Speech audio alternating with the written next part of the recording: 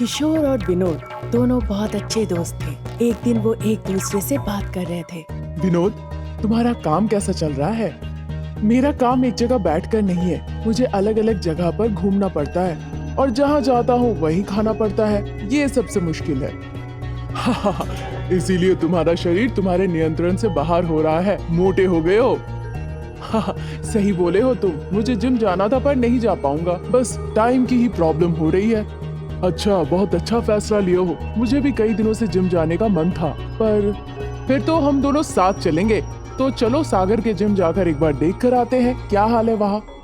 फिर दोनों कार से सागर के जिम सेंटर गए। जब वो जिम सेंटर पहुँचे, वहाँ कोई नहीं था, वो बंद पड़ा हुआ था। ये देखकर किशोर ने कहा, अरे ये जिम तो बंद है, पर कुछ महीने पहले ये ठीक ठाक चल रहा था, फिर ये बंद कैसे हो गया? वही तो मैं भी समझ नहीं पा रहा हूँ, और यहाँ आसपास कोई है भी नहीं कि उससे पूछूं। वो वापस जाने ही वाले थे कि इस बीच में जिम ट्रेनर की पत्नी विमला ने उन्हें बुलाया। सुनिए, किसी को ढूंढ रहे हैं क्या?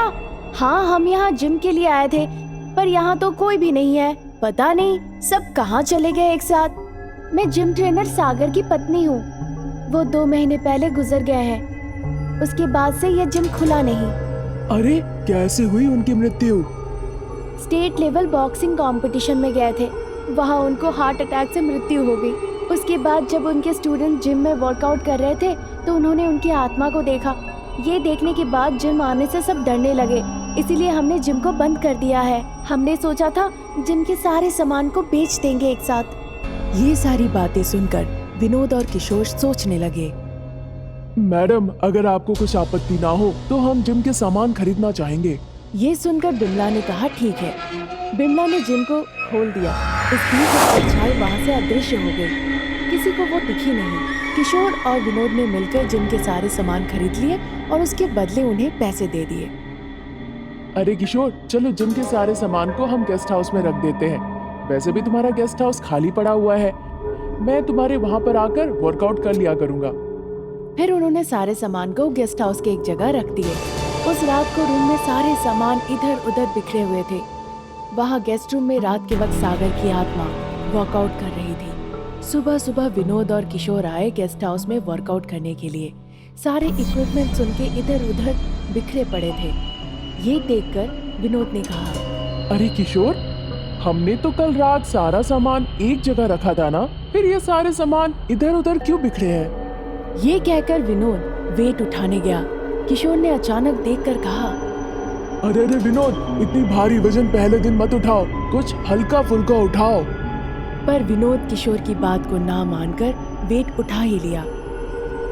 वो वेट काफी ज्यादा थे। उसके हाथ से फिसलकर उसके पैर पे गिरा और खून बहने लगा। खून जाकर इक्विपमेंट्स में गिरे। देखो तुम्हें कितनी चोट आई है, मैंने बोला था इतनी भारी वजन मत उठाओ। उसने विनोद को बगल में बैठाकर बोला, लगता है आज का दिन अच्छा नहीं है, चलो कल से प्रैक्टिस करते हैं। फिर वो दोनों वहाँ से चले गए। किशोर घर में रात के वक्त अकेले सो रहा था। उसे कुछ आवाजें अजीब सी सुनाई देने लगी। वो अकबका के उठ गया। इस वक्त गेस्ट हाउस से अजीब सी आवाज आ रही है, ऐसा क्यों? किशोर गेस्ट हाउस के पास गया। किशोर काफी डर गया गेस्ट हाउस में जो हो रहा था उसे देखकर। विनोद एक बहुत बड़ा दानव शैतान बन गया था और वहाँ पर वर्कआउट कर रहा था। किशोर ये देखकर काफी डर गया और चुपचाप वहाँ से बाहर निकल आया। मुझे संदेह है कि सागर की आत्मा विनोद के शरीर में घुस गई है। वो वहाँ से निकलकर एक जादूगरनी से मिलने गया।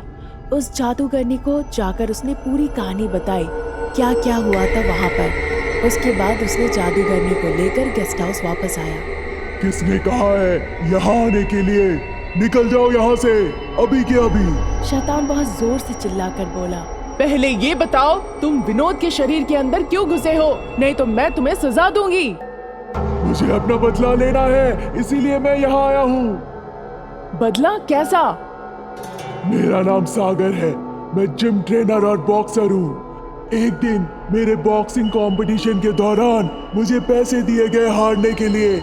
मैं उनके इस ऑफर को नहीं माना। क्रोध से वो मेरे असिस्टेंट को पैसे दिए और मेरे खाने में जहर मिलवा दिया, जिससे मेरी मौत हो गई। और मेरी आत्मा भटकने लगी। मैं कैसे भी उन्हें मारकर अपना बदला लूंगा। उसके लिए मुझे एक शरीर की जरूरत है। मेरी आत्मा इन सारे इक्विपमेंट्स के साथ जुड़े हुए हैं, क्योंकि विनोद का खून भी इन इक्विपमेंट्स में पड़े थे, इसलिए मैं उसके शरीर में घुस गया। जादूगरनी और किशोर दोनों ने उसकी बात सुनी। तुम्हारे साथ ये बहुत गलत हुआ है। ठीक है, हम तुमको 1 घंटा देते हैं। उन सभी को जाके मार दो जिन्होंने तुम्हारी जान ली है, और जल्दी वापस आ जाओ, नहीं तो मैं तुम्हारी आत्मा को विनोद के शरीर से अलग कर दूंगी। फिर बदला नहीं ले पाओगे तुम। तुरंत वो शैतान वहां से अदृश्य हो गया और बलराम के घर गया, जो उसके असिस्टेंट बनके काम करता था। जब बलराम सो रहा था, शैतान ने उसे उठा लिया और उसे ले गया वहां जिसने उसे पैसे दिए थे मारने के लिए। शैतान ने दोनों को एक जगह लाकर खड़ा कर दिया। फिर शैतान जोर जोर से हंसने लगा, जिसकी वजह से उनकी नींद खुल गई। फिर दोनों के हृदय में पैर रख के उनके मुंह में पॉइजन डाल दिया। उस वक्त उन दोनों की मृत्यु हो गई। क्योंकि सागर ने अपना बदला ले लिया था, वो विनोद के शरीर को गेस्ट हाउस में वापस ले आया। फिर सागर की आत्मा विनोद के शरीर से निकल गया। सहायता के लिए बहुत बहुत धन्यवाद। ये कहकर वो हवा में अदृश्य हो गया। सपना बहुत ही अच्छी लड़की थी। उसके पास अक्सर कोई भी सहायता मांगता था तो कभी वो मना नहीं कर पाती थी। बचपन में उसकी माँ की मृत्यु के बाद उसके पिता ने दूसरी शादी की, पर वो सपना का ठीक से ख्याल नहीं रखती थी। उसे बड़े होने के लिए काफी संघर्ष करना पड़ा। एक दिन सपना घर का सारा काम खत्म करने के बाद जब खाना खाने आई तो देवी उसके लिए सड़ा हुआ चावल रख दी। सपना जब वो खाना मुंह में डालने जा ही रही थी, उसे खाने से सड़ा हुआ महक आने लगी। माँ, चावल सड़ चुका है। मैं दिन भर बहुत काम की हूँ, मुझे बहुत भूख लगी है। अगर आपके पास खाने के लिए कुछ और है तो मुझे दे दीजिए। जो तुमने काम किया है उसके लिए यही खाना सही है। अगर खाना है तो खाओ, नहीं तो चले जाओ। ये सुनकर सपना को बहुत दुख हुआ। वो उठकर वहां से चली गई अपने कमरे में और अपनी माँ की तस्वीर को एक टके देखने लगी। माँ, तुम मुझे छोड़ के क्यों चली गई? मैं तुम्हारे बिना बहुत तकलीफ में हूँ।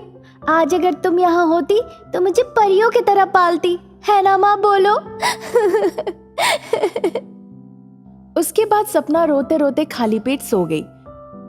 दूसरे दिन सुबह देवी सपना के पास आकर बोली, घर में आग जलाने के लिए लकड़ियां खत्म हो गई है, जंगल जाके लकड़ियां ले आओ।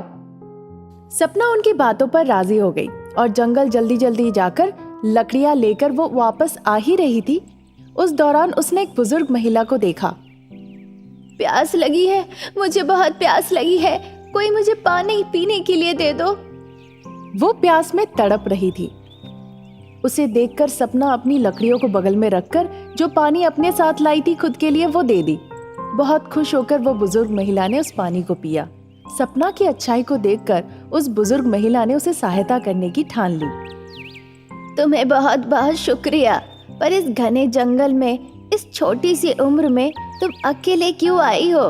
तुम्हारे माता पिता कहाँ हैं? बोलो। ये सुनकर सपना ने कहा, मेरी माँ नहीं है। मैं जब बहुत छोटी थी तो मेरी माँ चल बसी। मेरी सौतेली माँ ने मुझे जंगल भेजा है। ये सुनकर उस महिला ने कहा, ठीक है, तुम आओ मेरे साथ। मैं एक जादूगरनी हूँ, मैं तुम्हारी माँ को वापस ले आऊंगी। उसके बाद दोनों उसकी माँ के समाधि के पास गए। उस बुजुर्ग महिला ने कुछ तंत्र विद्या की सपना के माँ के समाधि के ऊपर और वहां से उसकी आत्मा निकल आई। सपना ये देखकर काफी चौंक गई। माँ, मैंने कभी नहीं सोचा था मैं तुम्हें फिर से देख पाऊंगी। मैं बहुत खुश हूँ माँ। ये कहकर वो खुशी से झूम उठी। सपना बेटा, तुम अच्छी तो हो ना? मैंने कभी नहीं सोचा था कि मैं तुम्हें फिर से देख पाऊंगी। मैंने सपने में भी नहीं सोचा था। बहुत बहुत शुक्रिया आपको मुझे अपनी बेटी से मिलवाने के लिए। फिर दोनों ने मिलकर उस जादूगरनी को धन्यवाद कहा। उसके बाद सपना और उसकी माँ दोनों घर के तरफ वापस आने लगे। वो आत्मा लकड़ी की बोरिया को अपने सर पर उठा ली और चलने लगी। सपना ने अपने सारे दिक्कतों की बात कही जो उसे उसकी सौतेली माँ से भुगतना पड़ रहा है। उसके सारे कष्टों की बातें सुनकर उसकी आत्मा माँ ने कही, डरो नहीं, आज के बाद तुम्हारी माँ तुम्हारे साथ है। कुछ नहीं होगा तुम्हारे साथ अब। जैसे ही उन्होंने घर पर कदम रखा, उधर से चिल्लाकर देवी ने कहा, तुम कब गई हो सुबह के वक्त और अभी आ रही हो शाम को लौट के? क्या कर रही थी, किसके साथ थी? मैं तो बस अपना काम कर रही थी माँ, देखो लकड़ियाँ लेकर आई हूँ मैं। इतनी हिम्मत, जुबान लड़ा रही हो? ये कहकर देवी उसे मारने जा रही थी एक छड़ी से। वो आत्मा ने ये देख लिया और दूसरी एक छड़ी लेकर देवी के पीछे जाकर खड़ी हो गई और जोरों की एक छड़ी लगाई उसके सर पे। देवी के सर पे चोट लगने पर वो पीछे पलट के देखी, पर उसे कोई भी नहीं दिखा वहाँ। हे भगवान, मुझे लगा मेरे सर के पीछे से किसी ने जोरों से चोट पहुंचाई। ये सोचते सोचते उसने छड़ी उठाई और फिर से मारने गई। फिर उस आत्मा ने एक बार पीछे से जोर की वार की। देवी को समझ नहीं आ रहा था कि ये सब हो क्या रहा है। उसने अपना छड़ी फेंका और भागते हुए अपने कमरे की ओर चले गई। सपना और उसकी माँ ये सारी बातें सोच सोच कर बहुत हंसे। इस तरह हर दिन देवी सपना को सड़ा हुआ खाना देती थी, लेकिन वो आत्मा उन सड़े हुए खाने को रात के वक्त अच्छा खाना बना देती थी और अपने हाथों से उसे बड़े प्यार से जतन से खिलाती थी। वो खाना खाकर सपना को बहुत खुशी मिलती थी, पर उस आत्मा के मन में बहुत गुस्सा था कि वो सौतेली माँ उसकी बेटी को सड़ा हुआ खाना दे रही थी। इतनी मेहनत करने के बाद तुम मेरी बेटी को ये खाने के लिए दे रही हो? देखो मैं तुम्हारे खाने के साथ अब क्या करती हूँ। वो देवी के सारे खाने को नष्ट कर देती थी। देवी ने जब देखा तो सोचने लगी, अरे मेरे चावल कैसे सड़ गए? मुझे ये खाना बहुत पसंद था, लेकिन ये तो खराब हो गया। अब मैं क्या खाऊं? इश। ये सोचकर दिन भर बिना कुछ खाए वो बैठी रही। ऐसे ही कुछ दिन निकल गए। सपना बहुत खुश थी क्योंकि उसकी माँ उसके सारे काम में सहायता करती थी। ज्यादा भी काम हो, देवी सपना को बहुत कष्ट देने की कोशिश करती थी, पर उसका उल्टा ही हो जाता था और देवी को कष्ट होने लगता था। इस वजह से देवी सपना को कुछ कहने से भी डरती थी। कुछ दिन के बाद एक महिला गांव से अदृश्य हो गई। सब गांव वाले काफी डर गए और समझ नहीं पा रहे थे ये सब हो कैसे रहा है।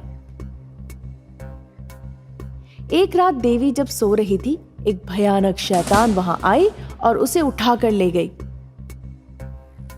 जब सुबह सपना नींद से उठी तो देवी घर पर कहीं नहीं मिली। माँ, मेरी सौतेली माँ कहीं नहीं मिल रही है। मैंने पूरा घर ढूंढा पर वो कहीं नहीं है। गांव में भी कई सारे लोग गायब हैं। तुम्हें ही कुछ करना होगा माँ, रक्षा करो।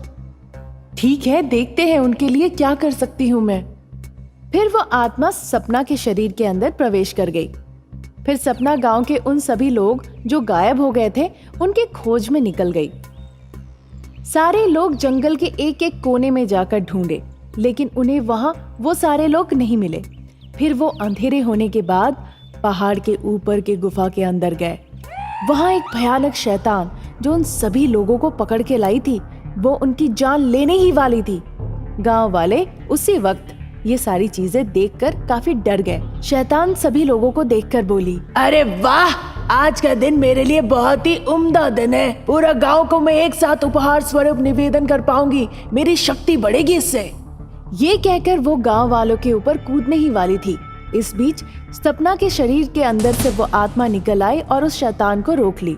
तुम्हारी इतनी हिम्मत कैसे हुई मुझे रोकने की? अब देखो, जब तक मैं हूं तब तक तुम कुछ नहीं कर सकती हो गांव वालों के साथ। फिर बहुत देर तक आत्मा और वो शैतान के बीच मुकाबला हुआ। सारे गांव वाले शैतान और आत्मा के बीच का मुकाबला देखकर काफी डर गए, क्योंकि पहली बार ऐसा कुछ उनके आंखों के सामने हो रहा था। फिर आत्मा ने शैतान के गले को जोरों से पकड़ा और उसे लेकर आग में कूद पड़ी। शैतान जोर जोर से चिल्लाने लगी और फिर आग में जलकर वो राख हो गई। फिर देवी और बाकी सारे लोग उस शैतान के चुंगल से बच निकले और वो बहुत प्यार से सपना को रखने लगी।